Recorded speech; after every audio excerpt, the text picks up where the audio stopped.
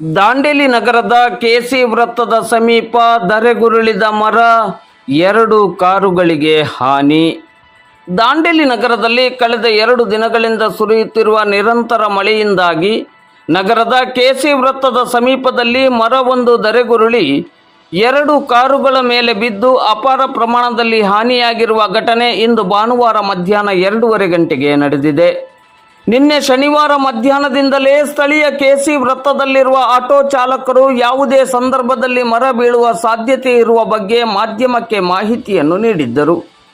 ಆದರೆ ಇಂದು ಭಾನುವಾರ ಮಧ್ಯಾಹ್ನ 2:30 ಗಂಟೆಗೆ ಮರವೊಂದು ಅಲ್ಲೇ ರಸ್ತೆ ಬದಿಯಲ್ಲಿ ನಿಂತಿದ್ದ KA 63N 1725 ಮತ್ತು KA 25 MC 9270 ಸಂಖ್ಯೆಯ 2 ಕಾರುಗಳ ಮೇಲೆ ಬಿದ್ದು 2 ಕಾರುಗಳಿಗೂ ಹಾನಿಯಾಗಿದೆ.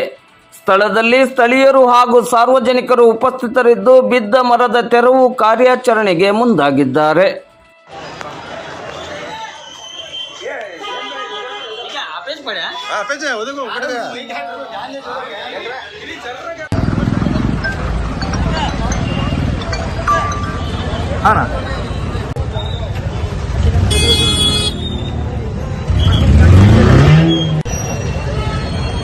ನಮಸ್ಕಾರ ಹೇಳಿದ್ರಿ.